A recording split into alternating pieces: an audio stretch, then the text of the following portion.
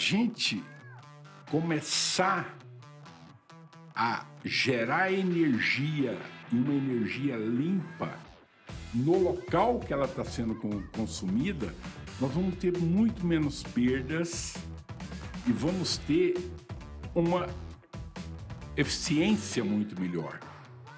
E isso a gente pouco vê falar. Olá, pessoal! Sejam bem-vindos a mais um episódio do nosso queridíssimo LEDcast, terceira temporada no ar, com um cenário novo, tudo lindo, tudo incrível e com uma novidade, hein? Agora são mais episódios nessa temporada. Se prepara que é bastante conteúdo para vocês que nos acompanham. Para começar com chave de ouro, nada mais, nada menos que o nosso queridíssimo João Cunha. Eu vou passar aqui rapidamente para vocês um resumo, porque é só um resumo, da carreira dessa pessoa que é extraordinária. O João ele é engenheiro eletricista, mestre em engenharia eletrônica, diretor da Miômega Engenharia e referência em projetos elétricos e normatização e segurança. Ele tem mais de 30 anos de experiência. Atua na revisão das normas da NBR 5410, 14039 e é membro de comissões técnicas como o COBEI e a BNT. Também é palestrante e consultor docente, especialização na área de elétrica. João, seja muito bem-vindo. Agradeço imensamente por ter topado o nosso convite. E vamos bater um papo hoje sobre transição energética. Muito obrigado. Eu é que agradeço a oportunidade. Para mim, participar de um podcast, uma coisa moderna, que um coisa grande chique, desafio. rico, com um cenário novo. Exatamente, é muito bom. Ainda mais estreando a temporada, aí fica melhor ainda, Melhor ainda. Eita, trem bom demais! O mineiro lá de Uberlândia. Sem dúvida. João, vou começar a nossa primeira pergunta, tá? Falando um pouco sobre transição energética, porque é um tema que a gente escuta bastante hoje em dia. É um tema que está na boca do povo. Todo lugar que você vai, todo mundo fala disso, não é? Mas quando a gente fala um pouquinho sobre transição energética dentro da indústria, o buraco parece que é um pouquinho mais embaixo, certo?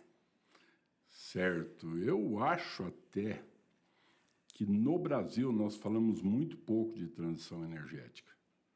Se você for ver como a Europa está tratando disso, é de uma forma completamente diferente.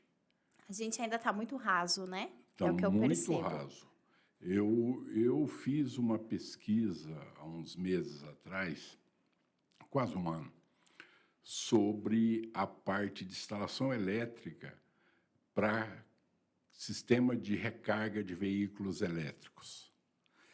E quando você pega isso na Europa, particularmente na Espanha, na Itália e na França, toda a argumentação disso é transição energética.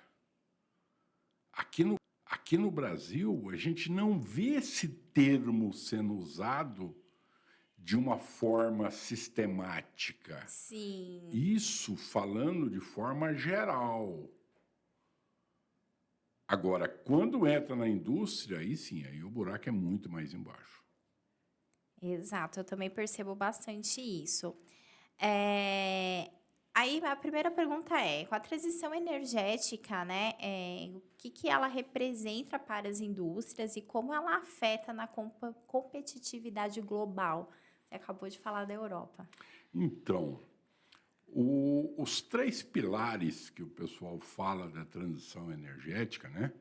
Você tem o problema da energia limpa, para você ter menos emissão de carbono. Sim. Você tem o problema da descentralização e você tem o problema da digitalização. São os três pilares.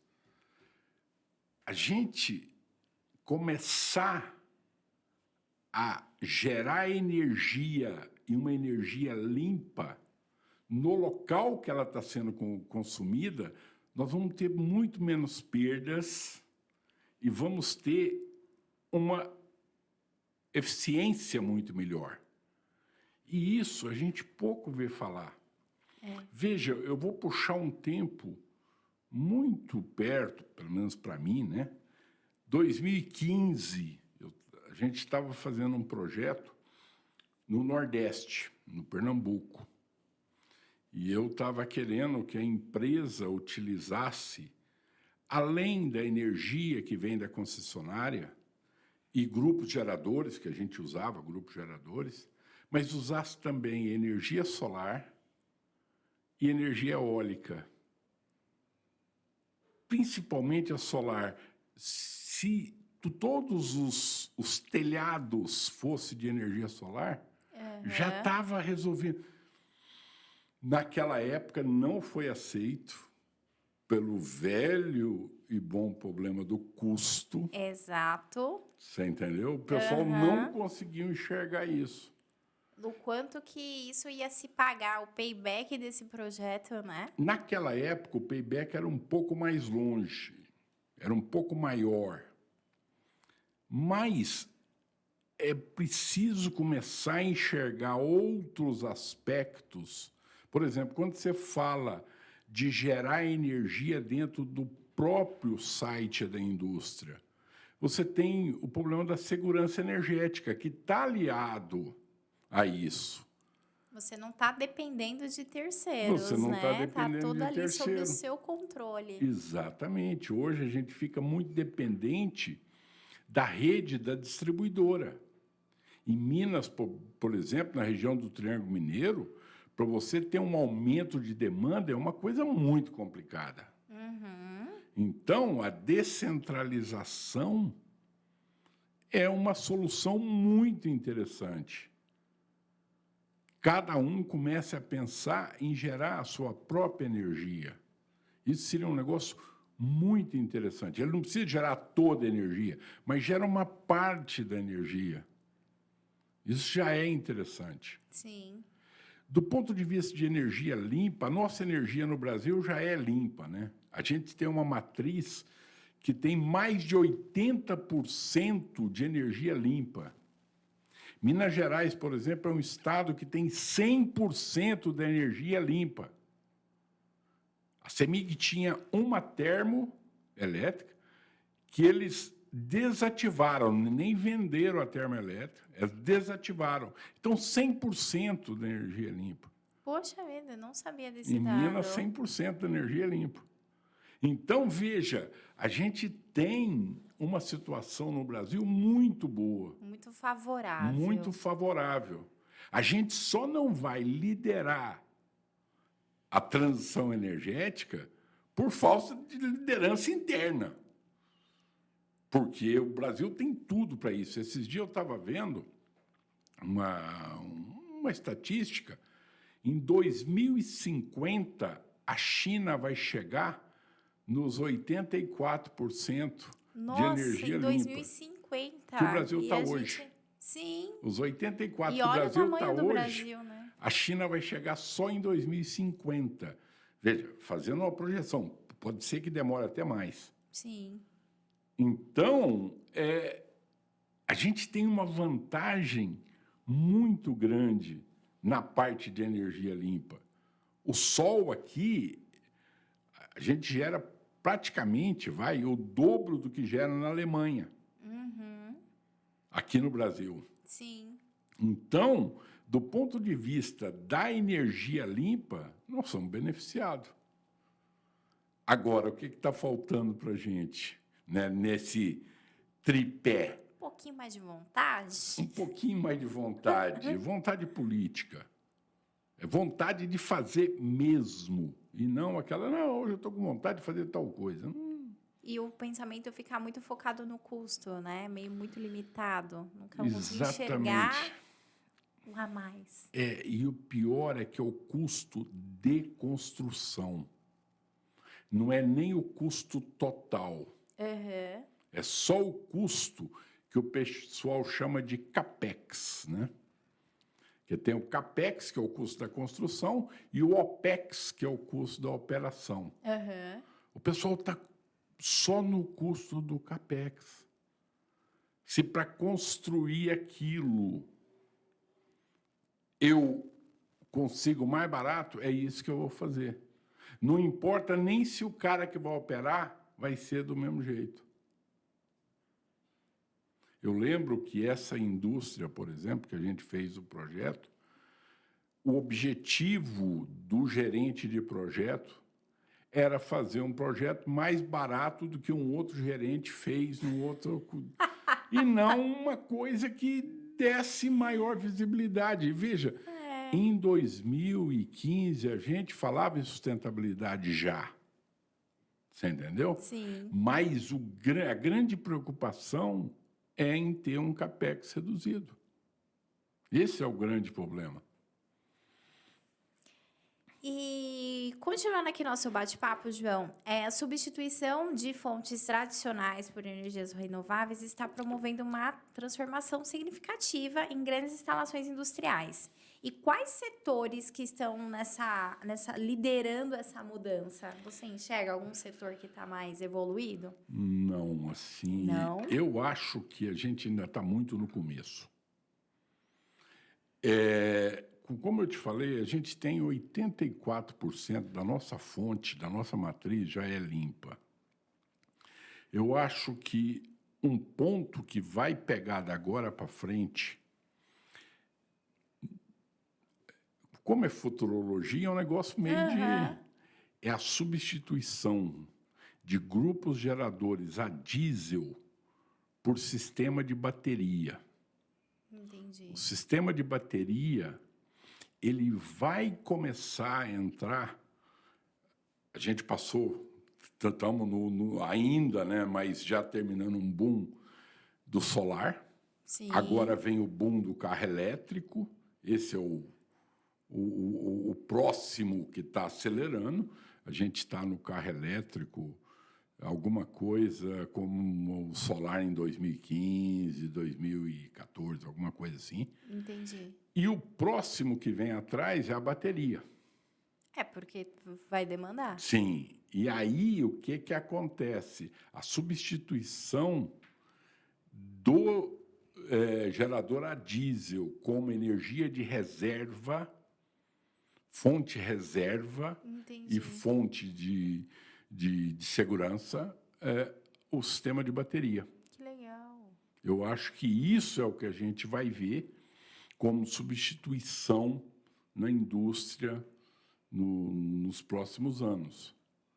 O que a indústria precisa começar a fazer é começar, primeiro, a gerenciar a própria energia. Você entendeu? Precisamos automatizar e gerenciar para ter um sistema mais eficiente. Nós precisamos ter um sistema mais eficiente, de diminuir os desperdícios de energia, de água. E aí, para isso, como é que você... Se você está em casa e precisa reduzir as despesas, a primeira coisa que você vai fazer, você vai montar uma planilha do que você está gastando. Sim.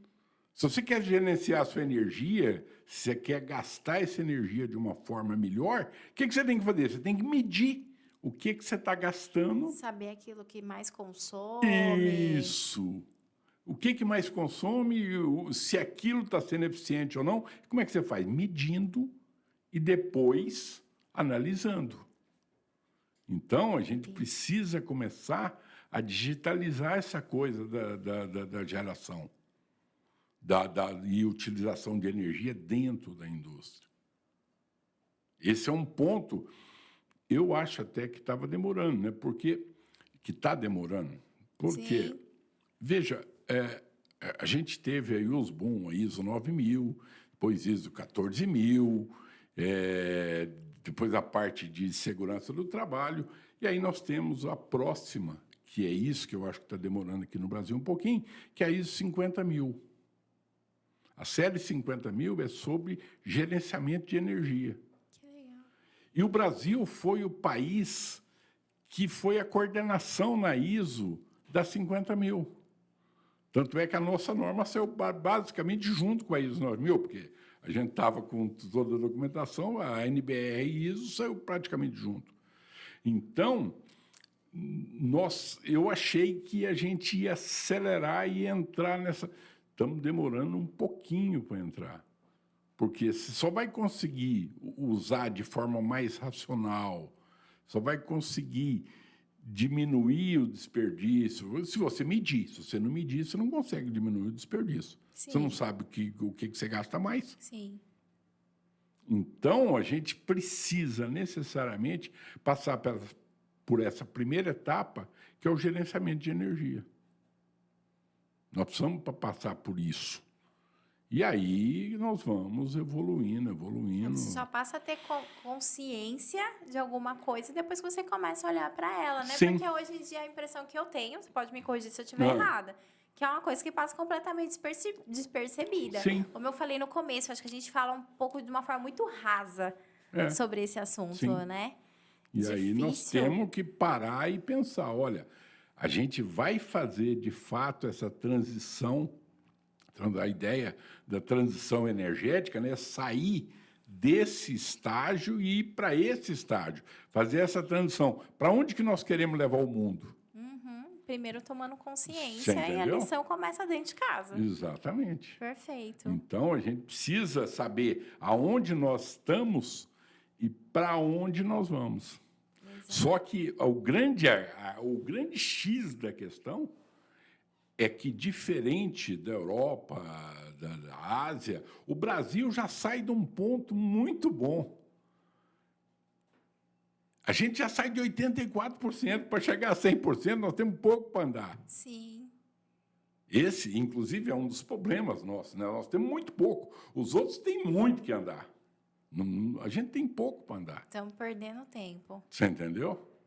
Então, a gente podia estar bradando pelo mundo aí. Nós estamos onde a China está falando que vai chegar em 2050, nós estamos hoje. A gente podia estar gritando para o mundo e a gente está quieto. Tá só esperando os outros chegar. Só esperando os outros chegar, né? Agora, a gente já podia estar fazendo. Está se fazendo alguma coisa já. Por exemplo, um dos movimentos, trocar empilhadeira, que é a gás, por empilhadeira elétrica. Então, outro pilar, né, é a eletrificação da energia. A eletrificação da energia também é um pilar, que é esse que está junto com o pilar da energia limpa, que você pode utilizar a energia elétrica sempre de fontes limpas. Então, a gente fala em eletrificação da energia. Que é para consumir as coisas daquela eletricidade, daquela energia que já vem de forma limpa, não ter os vilões aí no meio do caminho. A energia elétrica não vindo do gás, não vindo do carvão, não vindo... Então, veja, na questão eletrificação, a gente tem os veículos, e aí, na questão dos veículos, na indústria, a gente tem as empilhadeiras. Então, você já começa a notar. Você entendeu? Eu tive, há 2 semanas atrás, numa indústria, que foi a primeira vez que eu ouvi, de fato, o cara falar: estamos trocando a empilhadeira para diminuir a emissão de carbono. Então, a função era essa, diminuir a emissão de carbono. Ele não usou o termo transição energética, até porque, como eu te falei, eu não vejo usar muito, principalmente na indústria, não vejo mesmo o pessoal falar isso, como um objetivo. Mas já falou na redução de emissão, já é alguma coisa. Sim. Entendeu? Sim. Que legal. Ele falou, você já até... Eu olhei e falei, olha, eu vi gente trocando por outra razão, tal. Eu vi uma outra empresa trocando, mas isso aí é de bateria convencional de chumbo para bateria de lítio. Então, era por problema de classificação de área, por outros problemas. Agora, esse não, estava trocando o gás por bateria de lítio, exatamente por causa da emissão. Entendi, que legal. Eu tinha uma outra pergunta aqui, mas eu acredito que já está mais que respondida, que é: o Brasil, como potência em energias renováveis, está preparado para adequar suas indústrias a essa nova realidade? E o que falta para acelerar essa transição? Então, eu vou repetir. Eu acho que falta liderança. É preciso que tenha uma liderança, pode ser governamental ou não, Eu acho que o governo ele pode ajudar muito se ele quiser. Mas não é Você entendeu? 100% de responsabilidade. Eu acho que pode haver uma liderança que seja empresarial, alguma coisa assim, que bata no peito e fala assim, vamos fazer Com isso. esse foco. Com esse foco. Né? Você entendeu? Eu acho que... Deixa eu te dar um exemplo paralelo para você entender o que eu estou falando do ponto de vista de liderança. Há uns anos atrás, nós trocamos o nosso padrão de tomada. Sim. Na realidade, a gente fala que trocou o padrão de tomada, mas nós não trocamos o padrão. A gente não tinha padrão e nós padronizamos. Tinha uma bagunça, mas o pessoal acha que tinha um padrão. Ok. Então, nós trocamos o nosso padrão de tomada. O que pouca gente sabe é que a Argentina e o Uruguai fez, na mesma época que nós fizemos, a mesma mudança. Para padrões diferentes, cada um foi para um padrão, ok? Foi uma ideia. Eu acompanhei um pouquinho, meio por amostragem, de vez em quando ia lá, a mudança do padrão argentino e aí, de perto, a mudança do padrão brasileiro. Uhum. No Brasil,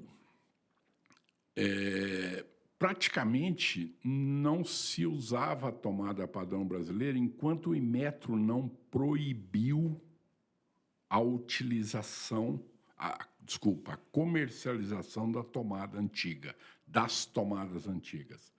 Na Argentina, eles assumiam, esse é o padrão nacional, esse é o padrão argentino. Entendo. Você entendeu? E no Brasil não tinha ninguém. E aí eu estou falando das associações, de todo mundo, que assumisse, falasse assim, esse é o nosso padrão, esse... Não tinha isso. Então, eles começaram a fazer a mudança na Argentina. Tanto é que você chegava nos hotéis, por exemplo, e já tinha os dois padrões, o antigo e o novo. Então, isso é uma transição até ter só o padrão argentino. A Argentina aí teve que fazer uma correçãozinha no padrão dele, colocar as duas bolinhas lá, porque o dele é igual ao de ar-condicionado, é o padrão australiano, e que aí acabou ficando igual ao nosso. Mas não estou fazendo aqui nenhuma crítica, eles sabem o padrão deles, eu não tenho que discutir o padrão deles, tá? O nosso padrão é o padrão internacional. Então, o que é que acontece? E no Brasil a gente não via essa mudança. Você não via a instalação da tomada nova, até que de um dia para o outro, pum, proibiu. Alguém teve agora que ir lá tem e falar não. Você entendeu? E aí, de um dia para o outro, você já não tinha como enfiar o plug chato. E aí, não, lá foi uma transição de vários anos. Por quê? Porque alguém assumiu a paternidade da coisa. Vamos usar o padrão argentino.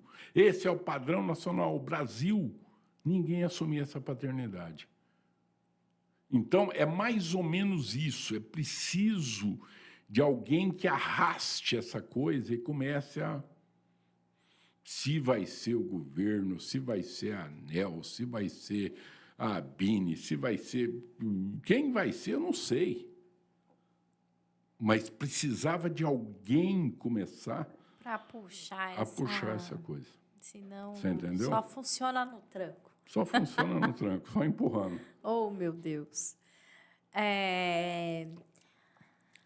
Agora, falando em projetos, né, propriamente ditos, quais são as principais adaptações técnicas que os engenheiros precisam considerar ao projetar instalações que utilizam energias renováveis, como solar e eólica? Veja, eu acho que a primeira coisa é o conhecimento. Esse é um problema sério. Nós começamos, por exemplo, vamos pegar o exemplo do solar. A gente começou o solar de uma forma muito maluca, né? Foi todo mundo fazendo e de qualquer jeito e a coisa. Hoje nós estamos com usina solar com problema, tudo, e até hoje nós continuamos fazendo a coisa, às vezes, de qualquer jeito. Falta profissional qualificado? Falta profissional qualificado. Eu acho que, quando eu falo qualificado, é que, às vezes, é preciso explicar essas palavras, né? É com conhecimento. Porque, a princípio, um engenheiro ele é qualificado, ele tem um diploma. Sim. Agora, ele tem o conhecimento Uma específico. especialização naquele tema. Isso. É preciso, na minha visão, pode ser que eu esteja velho e a coisa tenha mudado, eu acredito que não tem outro caminho, na minha visão, não tem outro caminho. Primeiro a gente estuda e aprende, depois a gente faz. Não existe essa coisa de fazer sem saber exatamente o que está fazendo, porque o mercado permite. Testar, errar, ali fazendo só funciona startup, Isso. tá, pessoal? Exatamente. Porque a gente tem um problema muito sério que, quando você testa e erra, você testa e erra com alguém que te comprou o serviço. Você entendeu? E, para ele, aquele sistema é único. Se você errar com ele... Se você fosse no médico fazer uma cirurgia e o médico falasse, olha, eu não entendo exatamente de toda a técnica disso aí, mas eu sei cortar, eu sei costurar, você não ia aceitar. Então, muita gente sabe montar, sabe emendar o cabo, mas conhece todo o sistema direitinho, estudou aquilo. Você entendeu? Eu acho que esse é o primeiro ponto. Nós precisamos retomar essa coisa de estudar primeiro para depois fazer. Nos qualificar, aí qualificar no sentido de conhecer, nos qualificar primeiro para depois prestar o serviço. Sim. E da parte do contratante, aquela questão do mais barato, né?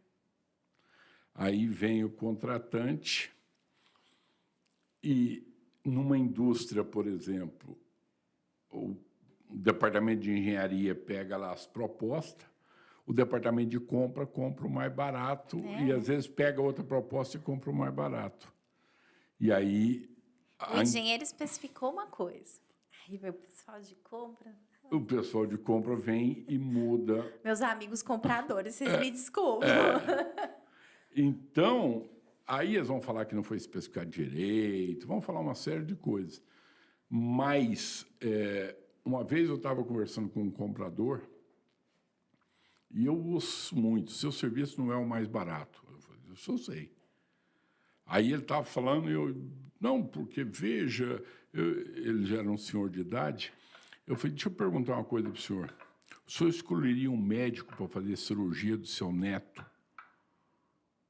pelo preço? Aí ele falou, não. Eu falei, por que você está selecionando o serviço que eu estou na concorrência por preço? Então, será que essa visão do senhor é a melhor visão? É esse que... Porque depois, como é que vai funcionar essa coisa? Você entendeu? Eu fiz um webinar há pouco tempo sobre patologias. Esse há pouco tempo não é tão pouco assim. Tem mais de um ano. Sobre patologia de usina fotovoltaica. E aí você tem casos de usina que está afundando. Você tem casos de usina que, se bater um vento, ela sai voando. Isso para não falar nos problemas elétricos, tá? De dar uma descarga atmosférica e queima um punhado de componente. Aí você fala, Ah, mas a descarga atmosférica... Não, a descarga atmosférica vai ter todo ano, no final do ano, principalmente, vai ter. Não tem... É igual alguém querer fazer uma obra e não contar que vai chover no final do ano. Você está de brincadeira. No final do ano chove. Ah, não, mas choveu. Aí daí choveu. Como é que você não planejou que tem tantos dias de chuva no final do ano? Você pode falar que choveu mais do que o previsto. Choveu muito. Mas falar que você está atrasando a obra porque choveu, você está de brincadeira. Chove todo ano. Então, a descarga atmosférica nós temos todo ano. E aí, como é que... Não, está queimando os equipamentos porque teve descarga atmosférica. Mas todo ano tem. Tem alguma coisa Você errada. entendeu? Tem alguma coisa errada. A gente precisa acertar essa técnica aí. Então, a gente tem uma série de problemas. Eu acho que a gente só vai conseguir fazer alguma coisa boa quando a gente aprender primeiro a qualificar antes de fazer. É interessante, João, porque, sei lá, quantos episódios a gente já tem? Uns 12. Eu acho que os 12 profissionais que sentaram nessa mesa aqui comigo, a gente sempre chega nesse tema. Sim. Da parte da qualificação dos profissionais. Esse é o maior problema que nós temos hoje. É complicado quando a gente vai falar da cultura, né? Você entendeu? Não tem jeito. Bom, a eficiência energética é um pilar da transição energética e quais as medidas práticas podem ser implementadas para melhorar o desempenho das instalações industriais? Bom, eu acho que tem várias coisas que nós podemos fazer. Uma das principais é ir fazendo o retrofit dos equipamentos mais antigos. A área de iluminação, você conhece bem. Você entendeu? O que acontece? Qual é a tecnologia lá de trás? Era uma tecnologia muito menos eficiente do que é hoje. Sim. Então, a primeira coisa que nós temos que fazer... Aliás, deixa eu fazer uma correção. A primeira coisa não é essa, vem depois. A primeira coisa é, nas instalações novas, colocar os equipamentos mais eficientes. No novo, tem que estar tudo certo. Aí, depois, nós vamos corrigir o que está existente. Então, a primeira coisa tem que ser colocar os equipamentos, utilizar equipamentos adequados com eficiência nas instalações novas. Aí, depois de resolvidas as instalações novas, aí nós vamos começar a atualizar a tecnologia das existentes. Por quê? Todos esses conceitos, eficiência, mesmo o conceito de segurança, ele é temporal. O conceito de segurança evolui com o tempo. E muito rápido, né? E muito rápido. Uma coisa que é segura, foi segura 20 anos atrás, não é segura hoje. Exato. Você entendeu? O conceito de segurança não é atemporal, ele é temporal. Eu gosto de dar um exemplo. Quando eu era menino, a gente tomava injeção com as injeções de vidro. E agulha não era descartável.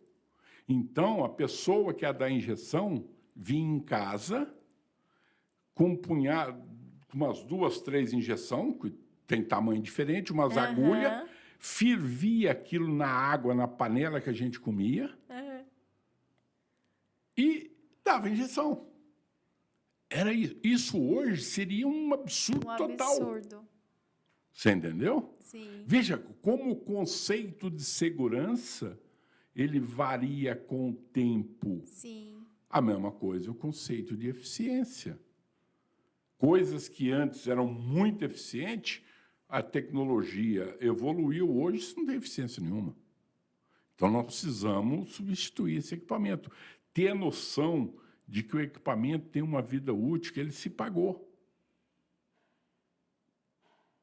E não que, está funcionando, ok. Mas a que custo isso está funcionando? Exato. Você entendeu? Sim. Esse é o X da questão. A que custo isso está funcionando? Então, a gente precisa, primeiro, sempre, tanto do ponto de vista de segurança, eficiência, tudo que é novo, você coloca esses equipamentos. E depois substituir os existentes. A gente ataca sempre nos jovens, a educação, a coisa, e depois você vai cuidar dos velhos. Sim. Perfeito. É aquilo que eu falei, né? Até uma frase que eu uso, né? Que a gente só percebe a luz quando ela apaga. Sim, exatamente. Né? E quando tá funcionando, tá tudo certo, Tudo tudo certo, bem. né? Vai apagar uma luminária para ver. Vamos lá. E quais as normas e regulamentações recentes foram desenvolvidas para integrar a sustentabilidade e a segurança? Isso. Aí você pegou um ponto. Nós estamos muito desamparados nesse tema ainda. É mesmo? A gente criou uma norma há pouco tempo de eficiência energética em instalações elétricas, inclusive foi uma briga terrível para essa norma sair. Mas... Eu aqui na minha pergunta inocente não sabia que ia gerar polêmica. Porque a gente tem um problema muito sério no Brasil, que agora eu vou gerar outra polêmica, já vou enfiar a mão numa cumbuca. Diz que macaco velho não enfia a mão em cumbuca, né? Em 1990, 11 de setembro, que é exatamente a data fatídica lá, foi publicado o Código de Defesa do Consumidor.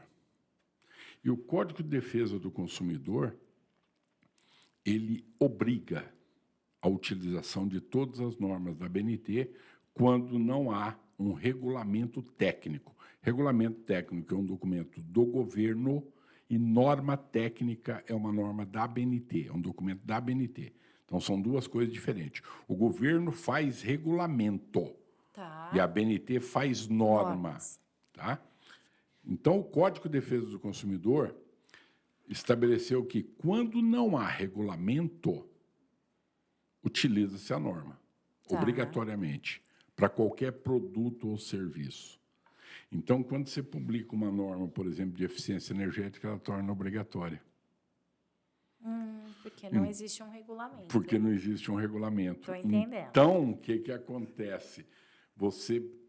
Será que em todo lugar a gente precisa usar eficiência energética? E aí você começa a complicar algumas coisas.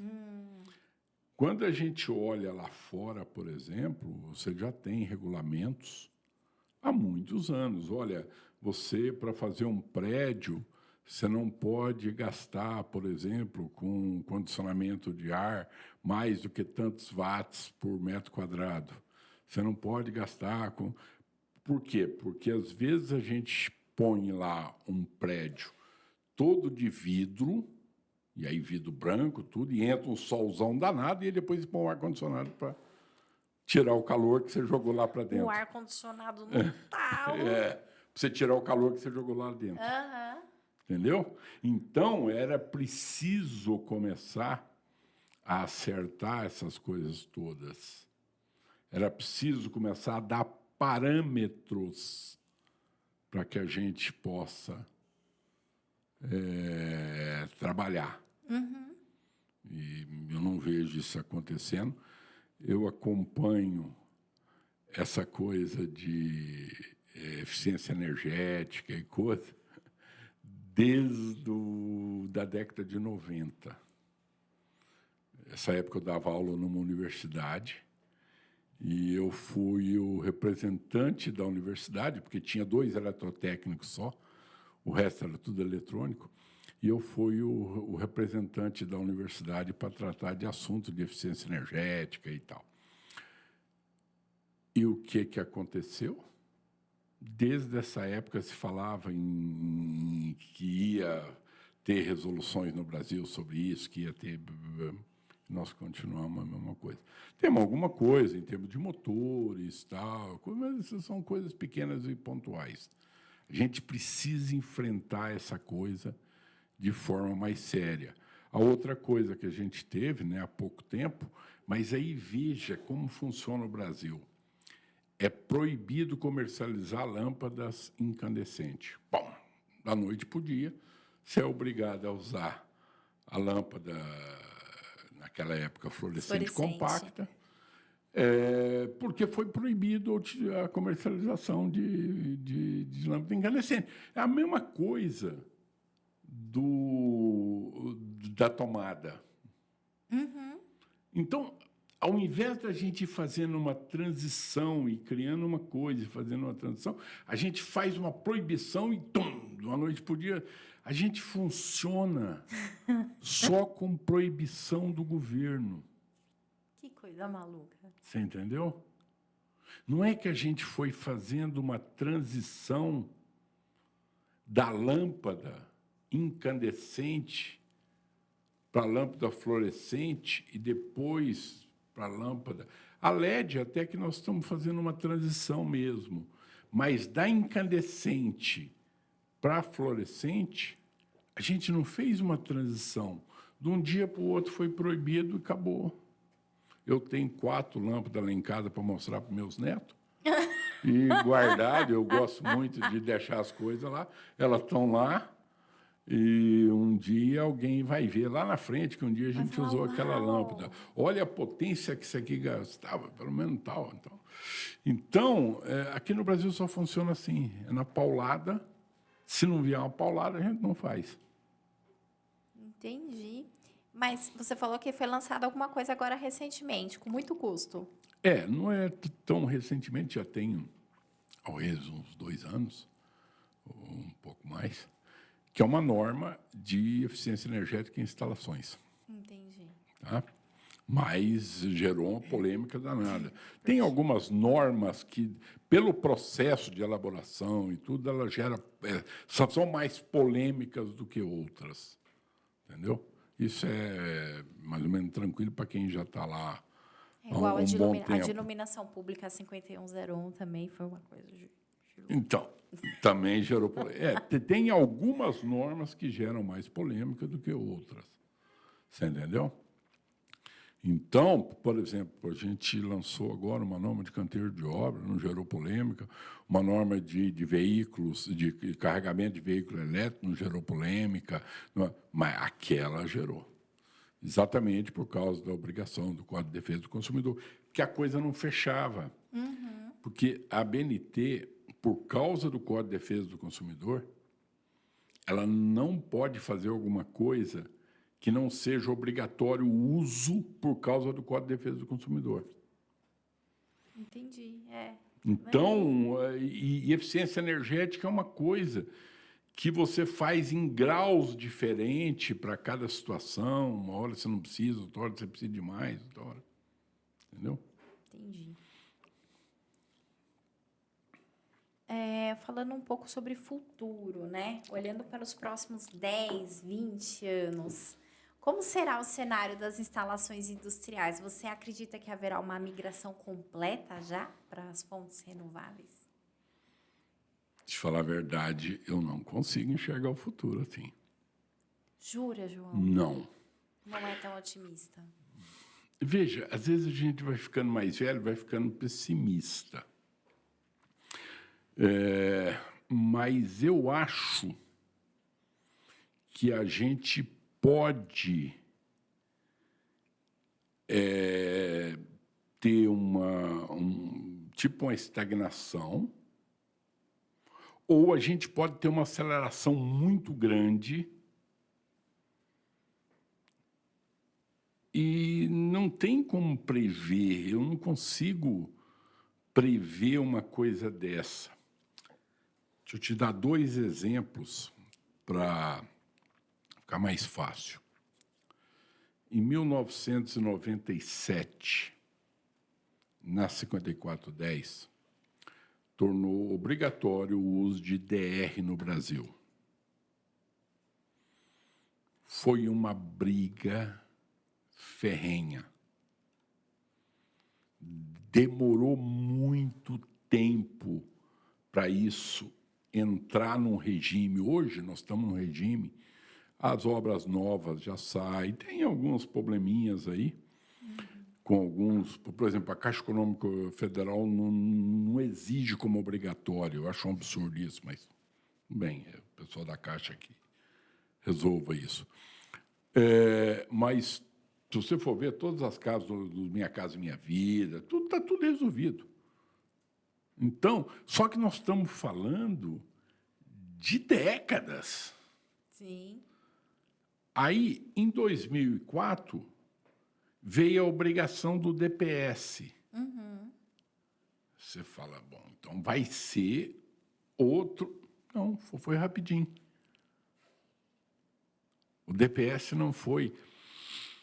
Será que é porque o DPS protege os equipamentos e a gente não está disposto a perder os equipamentos, está disposto a perder a vida, mas não os equipamentos, né? A gente não sabe bem o que acontece. Ou porque a gente... Inversão de valores, né? O ser humano tem uma ideia de que ele é imortal. Isso é um negócio muito engraçado. Não é raro você encontrar uma pessoa e falar, fulano morreu. Eu falo, não acredito, eu encontrei com ele ontem. Mas, claro, todo mundo que morreu é porque estava vivo ontem. Se morreu hoje é porque estava vivo ontem. E qual é a surpresa, né? A gente acha que a gente é imortal, que a gente não vai morrer nunca. Então, pode ser... E o equipamento, a gente acha que pode, sei lá. Eu não consigo imaginar o que é, se são inversão de valores ou não. Que vai guardar para os netos. Entendeu? Exatamente. Então, o que acontece? O DPS evoluiu. Você tem algumas coisas, por exemplo, a parte de soft start, inversores na indústria, está indo bem.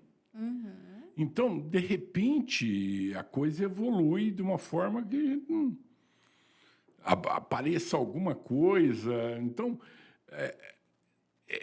essa coisa de ver o futuro depende de umas entradas, uns inputs, alguma coisa no meio do caminho que a gente Sim. pode não estar enxergando. Sim.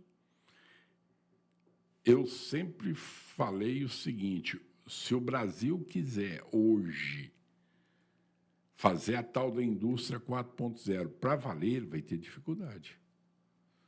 Por causa do nível das nossas instalações elétricas. Fazer isso funcionar vai ser difícil.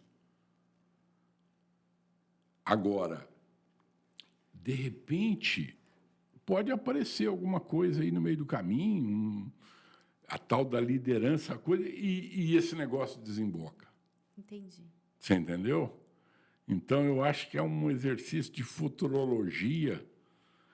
Eu acompanhei aí, por exemplo, a automação foi uma coisa que evoluiu muito. A eletrotécnica não evoluiu tanto. Se você pegar na norma, evoluiu. Mas na instalação prática, não evoluiu tanto. Eu vejo algumas que eu percebo da automação, né? Me corrija também, mas a minha visão de mercado. Existe uma preocupação, o pessoal quer, mas ainda não está muito definido muito bem como que é e custo. Você está falando da automação predial? Ou não? A predial, sim. A predial no Brasil ainda está meio assim esquisita, vou falar Tá, assim. não tá? E faz Tá. tempo, né? Faz alguns Faz, anos que faz. o negócio está meio estagnado. Faz. Também. Eu lembro que eu tive em 2000, numa feira na Espanha, fazendo uma cobertura da feira pela eletricidade moderna.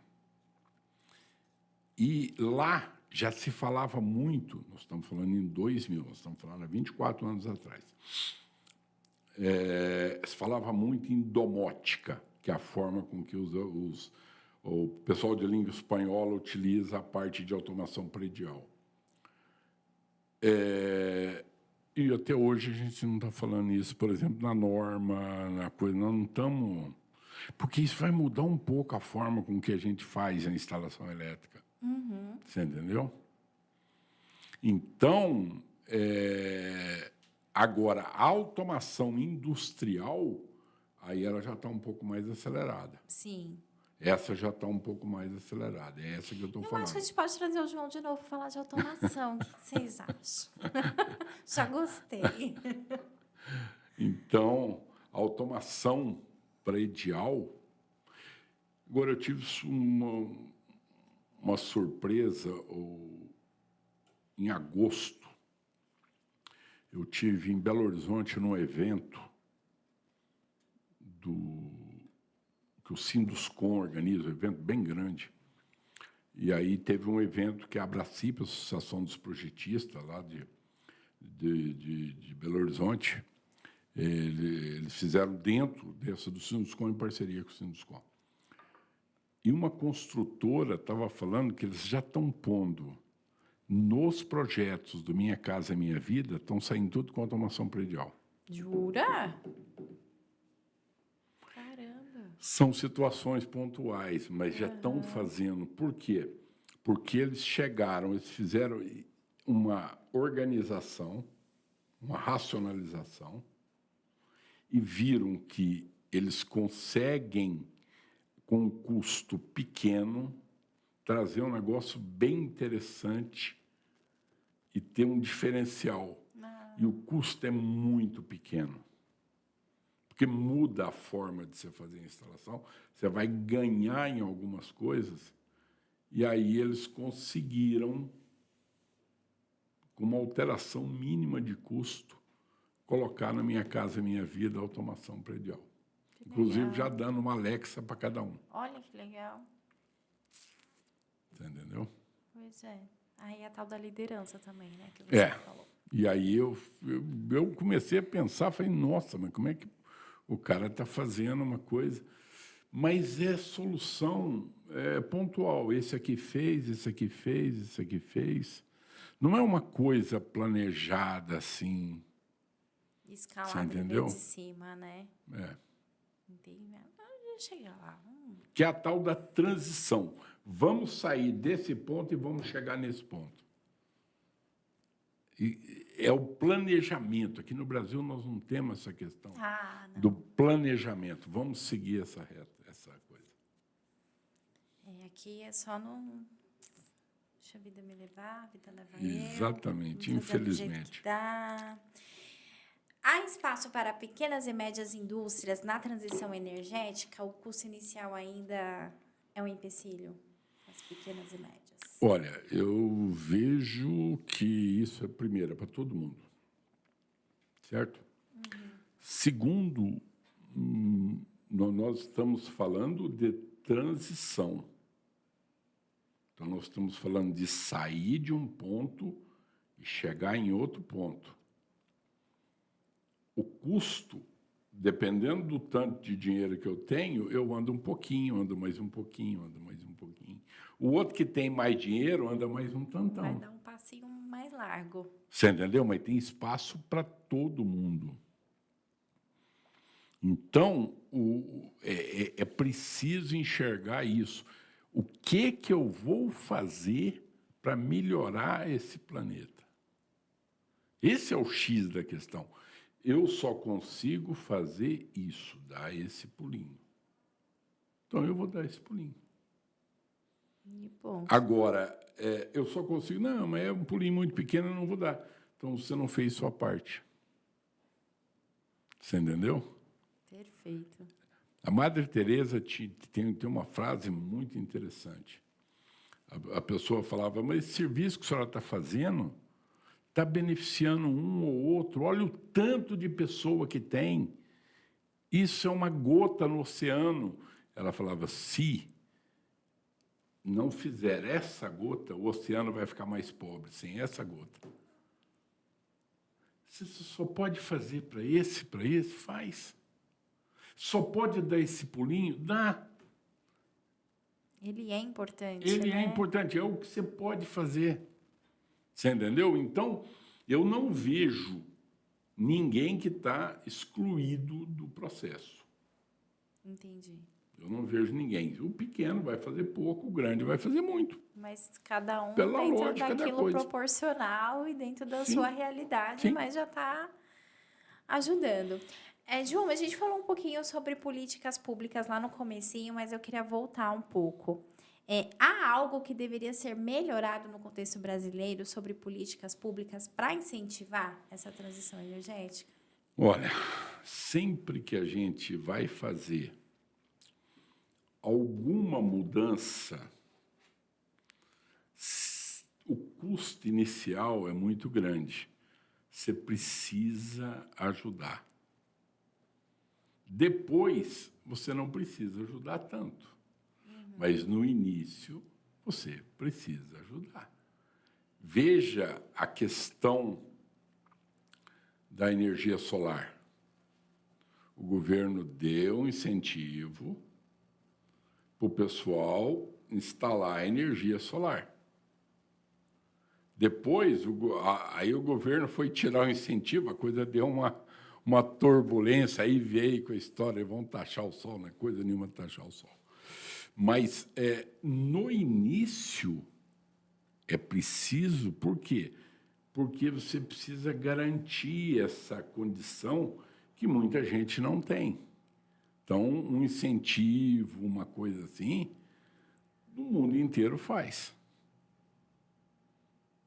Agora, é preciso entender que esse incentivo ele vai sair de algum lugar.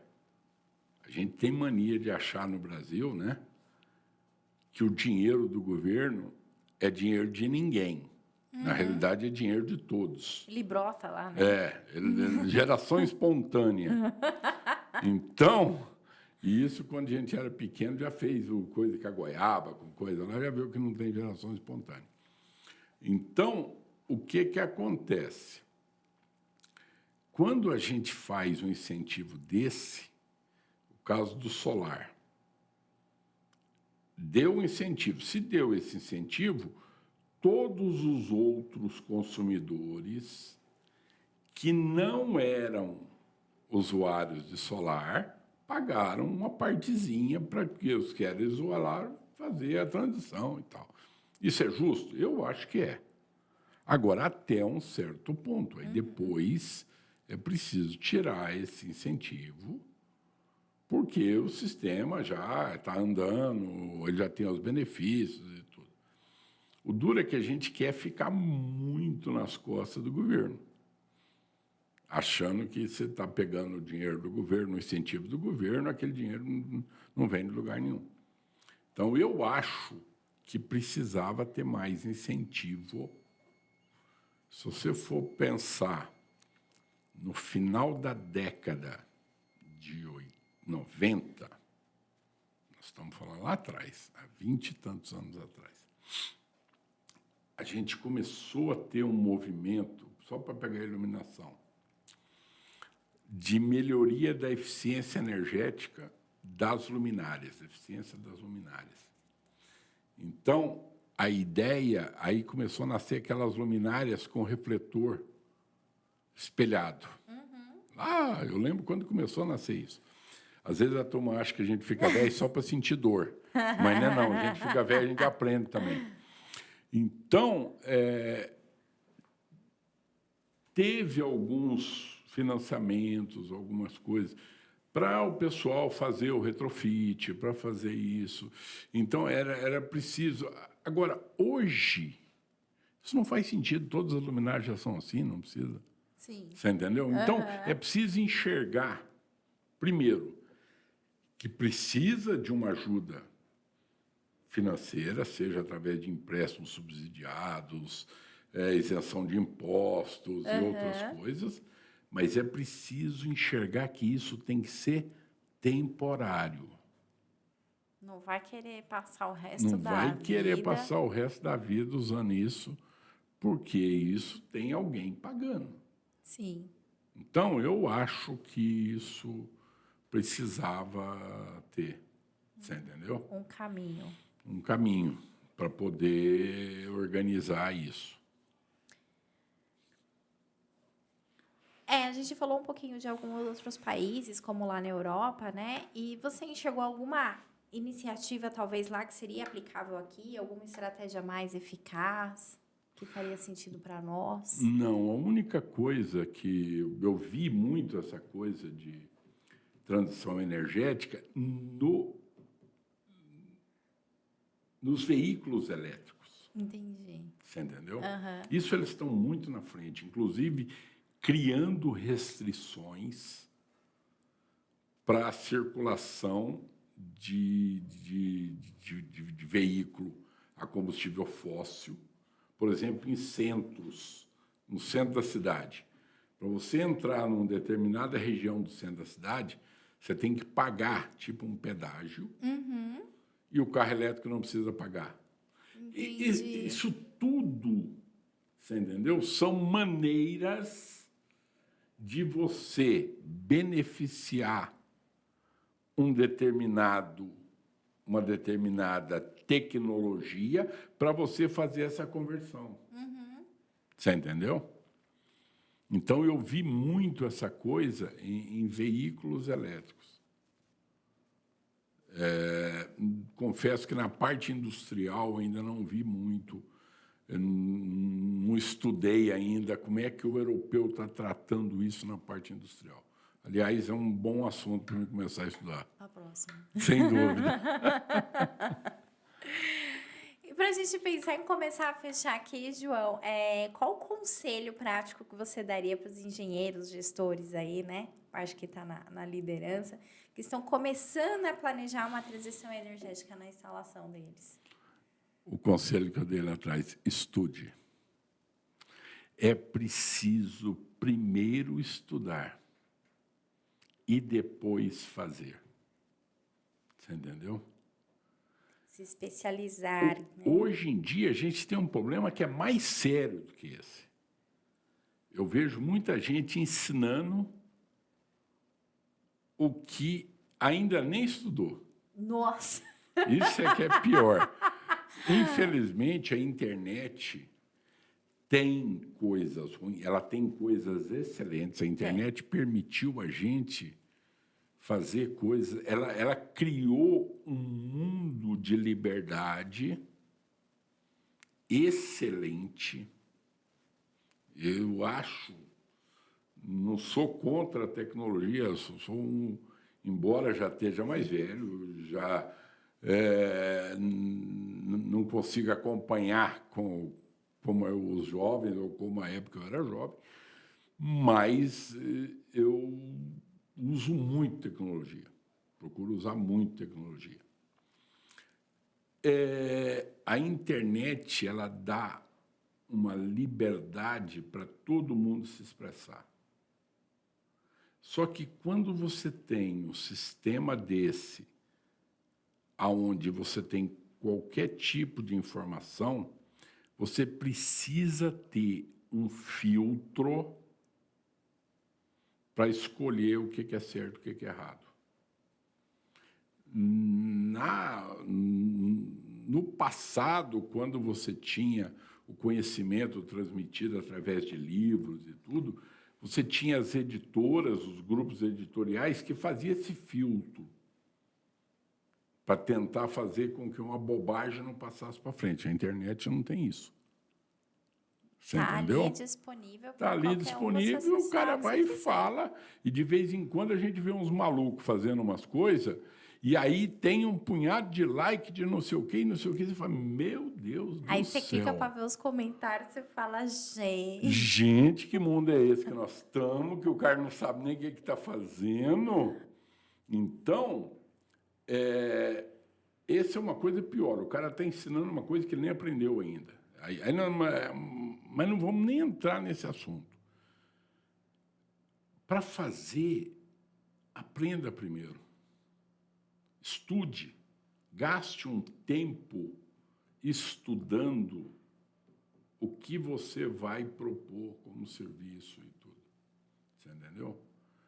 O tempo que você passou na faculdade te ensinou o básico, para que você possa, a partir daquele básico, aprender todas as tecnologias que precisa e tudo. Então, aproveite o conhecimento que você teve para poder desenvolver essa nova tecnologia para poder saber como trabalhar com ela.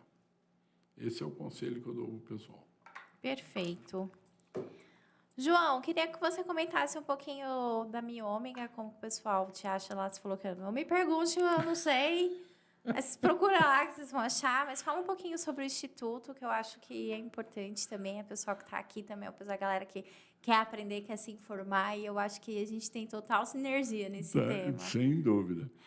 A Miômega, ela já vem já tem 30 anos como uma empresa de projetos e consultoria. A gente não faz instalação, a gente só faz projeto, consultoria. Esse sempre foi o foco. Você entendeu? E aí, no início da pandemia, eu que sempre gostei muito da área educacional, primeira vez que eu dei aula na vida, eu tinha 18 anos, eu estava no primeiro ano de faculdade. 18 careca, anos dando aula? Careca. Eu dei aula de instalações elétricas para o primeiro grau, em Uberlândia. E no primeiro semestre de faculdade, eu dava aula, de 1977. Aí eu me formei, fui fazer mestrado e já comecei a dar aula junto com o mestrado. Eu gosto muito do tripé pesquisa, estudar, ensinar e fazer. Para mim, esses 3 pontos, eles estão juntos. Eu não consigo fazer uma coisa sem estudar. Eu não consigo ensinar se eu não fizer, se eu não estudei. Então, essas 3 coisas... Enquanto você ensina, você aprende. Eu aprendo muito mais. Isso é uma coisa... Eu tinha um grande amigo, Zé Rumens, foi coordenador da 5410 durante décadas. Ele falava que a interlocução, ele conversava, ele falava com a minha máquina de escrever, que é o computador agora, né? Então, que aí ele conseguia refletir e organizar as ideias. Eu consigo refletir quando eu estou falando. Várias vezes eu tenho que anotar depois que eu dei uma aula, coisas que eu preciso fazer, coisas que eu preciso mudar naquela aula e coisas assim. Então, quando foi na pandemia, eu falei, por que não? Eu já estava gravando uns vídeos para o YouTube. Eu já sabia que tinha que entrar nisso, já estava gravando uns vídeos, já tinha feito alguma coisa. Muito amadoristicamente. Eu estudei, tinha que estudar, né? Se eu queria gravar um vídeo, eu tinha que estudar sobre gravação de vídeo. Eu não consigo fazer nada se eu não estudar antes. Aí estudei gravação de vídeo, tal, blá, blá, blá, que som, que microfone que tinha que comprar, essa coisa toda. Fiquei um tempão estudando. Eu fiquei 1 ano estudando antes de começar a gravar vídeo para o YouTube. Uau! Aí depois fui gravar o vídeo para o YouTube. E aí, quando foi na pandemia, eu falei, vou começar a dar uns cursos online. E comecei. Primeiro com curso online, né? Online, com o pessoal, ao vivo, né? E depois aí começamos a gravar os vídeos, a coisa foi.